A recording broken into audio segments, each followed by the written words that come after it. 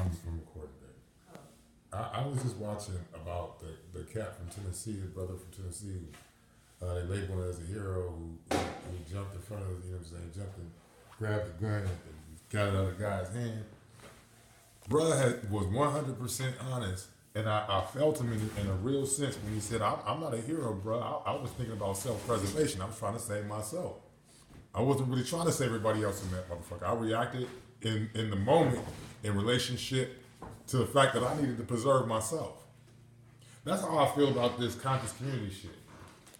If I wasn't black, this would not be of any concern to me. You know what I'm saying? If I wasn't a black man, and you really have to think about that empathy, it might not be of any concern to me. It really isn't, because I really don't want to save black people. I want to save Alton. I want to save Leah. You know what I'm saying? I want to save the children that I produce that happen to be considered black people or African Americans and are going to be judged based upon the way in which this society and treated the way in which this society treats those people which is labeled as African Americans, regardless if they do so or not. That I have been lumped in with people that is referred to themselves, that are referred to in this social structure as African Americans and the descendants of slaves. I never asked for this shit. It's not like I marked somewhere like, hey, dude, I want to be I want to be a second-class citizen. I want to be associated with these people who are automatically criminals, whose psychological and physiological characteristics are deemed as motherfucking criminal within this social structure and second class, and have a second-class status. I didn't ask for that shit. So, and my children are not going to ask for that shit, and the children that I have didn't ask for that shit. You know, my family as a whole didn't ask for that shit. But that's the cards that we were dealt. That's our karma, collectively. And because of my own self-preservation, something has to be done about it. It has to change. The circumstance has to change in order for people who look like me, who share my physiological and psychological characteristics, my mimetic and genetic traits that constitute this ethnicity. Something has to change for us. Because before I got here, this system that treats people who look like me was already established.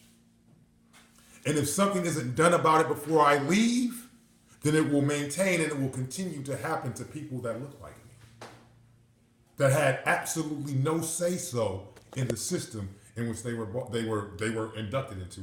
A little 11-year-old girl was talking about this. It doesn't take an age. I mean, she's 11 years old and she has this weight of this thing called race and this thing called gender associated with race. Because she also talks about the things associated with her, not just with her race, but the gender associated with her race, which neither of them she asked for, but has to deal with on a day-to-day basis. And has to become aware of how she has to deal with this reality. You know, because we as black men really don't think, we have been driving this movement. We don't think about how this reality really affects black women. And we really have, I mean, again, that's the empathy. Again, my black woman, you know what I'm saying? I mean, and my mother, I'm sorry. You know what I'm saying? As fucked up as our relationship was, my aunts, you know what I'm saying? My cousins, you know what I'm saying? It's not about, it's bigger than us, my nigga. We have the right to live like anybody else. Black people, black women, black men, we have the right to live. We should not have to live in fear, my nigga. We should not have to live in fear of how our children and how our loved ones are going to make it through the goddamn day based upon how we're perceived, my nigga. Something has to give. You know, they got us motherfucking scared of guns, my nigga. My mom used to have that. My mom had this terror of guns and didn't want us to have anything to do with guns. And if it wasn't for, you know what I'm saying, certain, you know what I'm saying, organizations and shit that I had involvement with, some of them legal and some of them, you know what I'm saying, not, some of them legitimate and some of them not so legitimate, I wouldn't have overcome my fear of guns.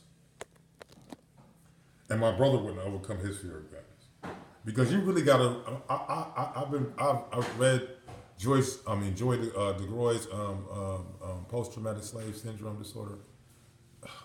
And I mean, in relationship to other psychological information that I know, man, dude, our issue is so psychological, but we can make choices. We have the right to make choices. We have the ability to make choices. It's our nature to be able to make choices or to not make choices. But a choice is always going to be made, and that's a deeper conversation. But black folks, self-preservation, that's not violence.